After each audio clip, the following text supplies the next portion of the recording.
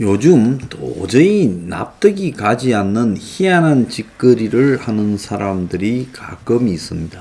그래서 사회적으로 굉장히 유명한 이 권력이 있는 사람이 좀 희한한 소리를 할 때 왜 저러는가에 대해서 좀 납득이 가야 되는데요. 어제 민주당의 원내대표가 된 지금 비대위원장을 겸하고 있는 윤호중이 현충원을 방문을 했어요. 그런데 현충원에서 방명록을 썼는데 선열들이시여 국민들이시여 피해자님이여 진심으로 사과드립니다. 민심을 받들어 민생을 살리겠습니다. 하고 4월 22일 더불어민주당 비대위원장 원내대표 윤호중 이랬습니다. 그래서 순국선열을 기리는 현충원에 가서 방명록을 쓰면서 성추행 피해자들을 언급하며 피해자님이여 진심으로 사과한다. 이런 말을 한 것이 너무 부적절하고 어거더니 피해자는 입장문을 내고 너무나 모욕적이다라고 말을 했어요. 자, 이게 도대체 어떻게 된 걸까요? 정말 이게 사실에 맞을까요? 다른 게 더 있을까요? 자기 원내 지도부하고 같이 어제 현충원에 가서 무릎을 갑자기 꿇었다는 거예요. 그러니까 주변 사람들이 당황했다는 거예요. 보통 서서 이렇게 숙이지 무릎을 꿇었어요. 그리고는 이후 방명록에다가 선열들이시여 국민들이시여 피해자님이여 이렇게 말했다는 겁니다. 그런데 이 피해자님을 이번 4.7 보궐선거 발생의 이유가 됐던 박원순 오거돈 사건의 피해자들을 언급한 거라고 당에서 말을 했는데 현충원은 6.25 그리고 국가원수 애국지사 순국 선열들을 기리는 곳이에요. 근데 여기서 박원순 오거돈 피해자들을 피해자님이라고 부르면서 무릎을 꿇은 것이 맞는 이야기냐? 여권 인사들은 박원순 성추행 피해자, 오거돈 성추행 피해자 등을 피해 호소 여성, 피해 호소인 등이라고 또 고소인 등이라고 말해왔습니다. 그런데 4.7 보선에 참패하며 극존칭을 써서 피해자님이라고 한 것이 이게 맞느냐? 그러니까 당에서도 의아해하고 있어요. 윤호중은 현충원에서 피해자에 대해 사과한 부분에 대해 우리 당이 그분들에 대해 충분히 마음으로부터 사과를 못한 것 같다. 직접 찾아가서 사과하는 것은 신원이 밝혀질 수 있기 때문에 사과의 말을 드릴 수 있는 적당한 장소를 생각하다 현충원이라고 생각했다. 현충원에 온 것이 국민 앞에 나온 것과 비슷하더라. 그래서 마음이 너무 무거워 국민 앞에 무릎을 꿇었다. 라고 동행한 민주당 인사들에게 설명했다는 겁니다. 그런데 오거돈 사건 피해자는 도대체 왜 현충원에서 사과하느냐? 저는 현충원에 안장된 순국선열이 아니다. 말뿐인 사과 필요 없다. 그만 괴롭혀라 라고 이야기를 했다고 합니다. 오거돈 사건 피해자는 그동안 박원순 사건 피해자하고는 달리 대중 앞에 잘 안 나섰어요. 지난달 민주당 중앙당의 사건 무마, 협박, 개인정보 유출 등 2차 가해자인 민주당 인사들의 사과와 당 차원의 조치를 수차례 요청했는데 김태년 직무대행이 해신문을 보내서 철저히 조사해서 재발하지 않도록 하겠다. 그리고 조치를 완료한 뒤 말씀드리겠고 2차 피해가 발생하지 않도록 하겠다라고 적었는데 이런 결과는 강감무소식이고 윤호중이 현충원에 사과를 했다. 이게 참 모욕적이다라고 말을 했습니다. 저는 윤호중이 현충원에서 오거돈 박원순 피해자한테 사과를 했다? 아니라고 봅니다.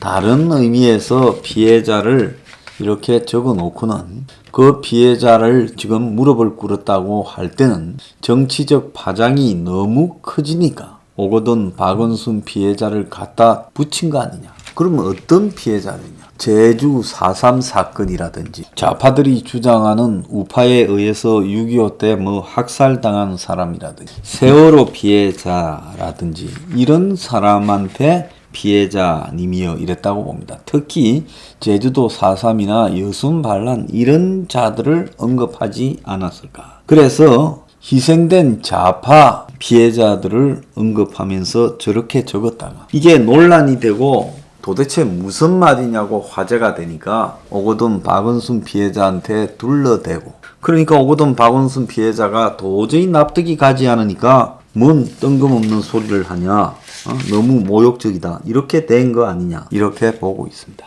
자, 최근에 김부선이 이재명을 상대로 3억 원 손배소 청구 소송을 해서 그저께 21일 날 소송이 열렸습니다. 송파 동부지방법원에서 열렸는데 여기에 강용석 변호사와 같이 출석을 했어요.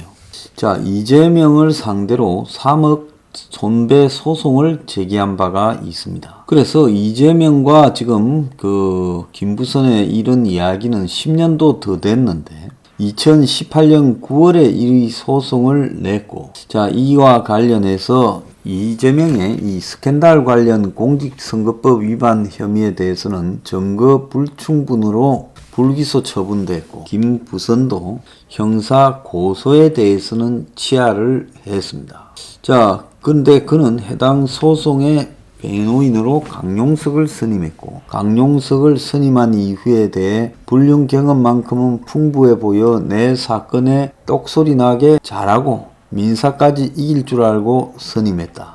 그래서 이제 김부선이 형사 부분은 마무리가 되고 민사 부분에서 소송을 진행하고 있습니다.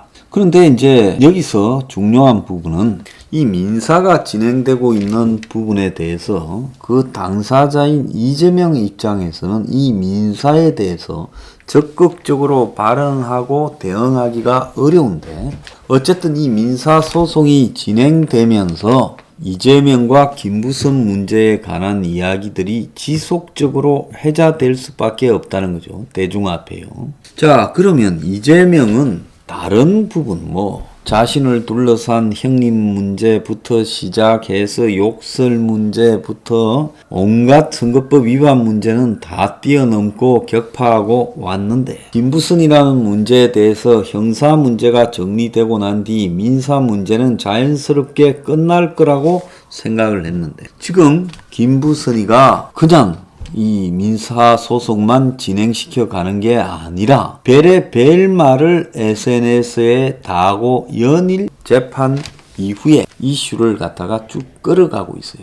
문성근이가 2007년 대선 며칠 전에 전화했더라. 그때 이재명이가 있는데 그 말을 잘못해서 둘이 싸웠다라고 이야기를 하고, 자, 재판에서는 쌀이라도 한가마니 보내야 남자 아니냐고 말하고 15개월 불륜 관계 이야기하고, 자, 그래서 양육비 때문에 잠깐 만났고 집회에서 만났다는 이재명의 이야기하고는 전혀 다른 이야기를 계속하고 있어요. 자, 이 부분은 이재명이 정말로 대응하기가 어렵고, 그런데도 불구하고 지금 김부선은 치명적인 잽을 계속 날리고 있다. 뭐가 치명적이냐? 이 민사소송의 결과가 어떻게 나오는가는 김부선이나 강용석의 이해관계와는 별로 관계가 없다고 봐요. 그들이 노리는 것은 결국은 뭐겠습니까? 법정에서 김부선이 이재명의 애인으로 너무 비참하다라고 말하지 않습니까? 만약에 사실이 아니라면 김부선은 누군가에게 청부받고 저런 일을 하고 있을 거고, 저게 사실이라면 한이 너무 져서 어차피 나는 창피할 것도 없고 우사를 당할 일도 없으니 이재명 하나만큼은 죽이겠다고 저렇게 하는 거 아니겠습니까? 자, 그래서 이 1차 이 변론 재판에서 김부선, 강용석이 출석했고, 김부선은 제 의도와 상관없이 정치인들 싸움에 말려들었다. 그 때문에 남편 없이 30년 양육한 딸이 이제 자기하고 헤어졌고, 가족도 부끄럽다고 명절 때도 연락 안 온다. 그런데 형사 고소를 취하하자 말자 강 변호사가 교도소 간 사이에 수천 명을 시켜서 저를 고소했다. 아무리 살벌하고 더러운 판이 정치계라고 하지만 1년 넘게 조건 없이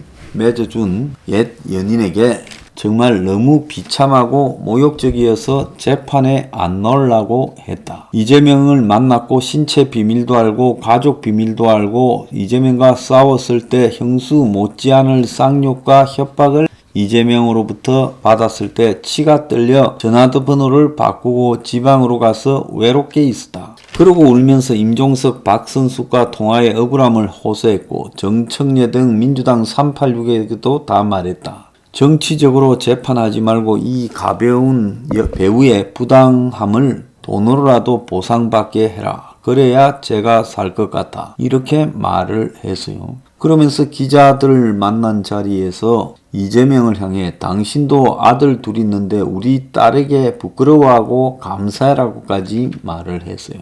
자, 이재명에 대해서 김부선이 2018년 9월 28일 여배우 스캔들 의혹 당시 헌증 환자와 마약 상습 복용자로 몰려 정신적 경제적 손해를 봤다며 법원에 이 지사를 상대로 3억 규모 명예훼손 피해 소송을 제기했고 승소한다면 전액 기부하겠다고 말을 했습니다.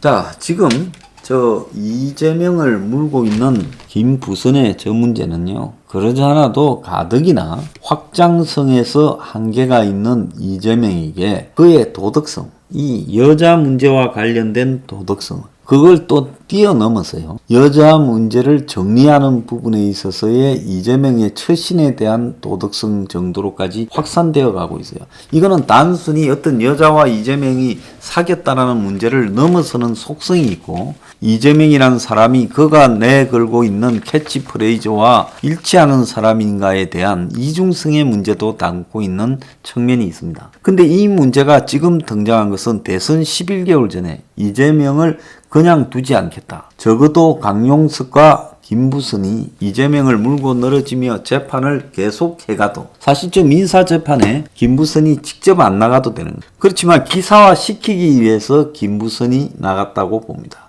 그런 측면을 본다면 저 문제는요, 이재명에게 간단히 끝날 문제가 아니라 권력이 이재명을 어떻게 바라보고 어떻게 정리하는가 하는 문제와도 깊숙한 연관성을 가질 수 있는 문제다, 이렇게 보입니다.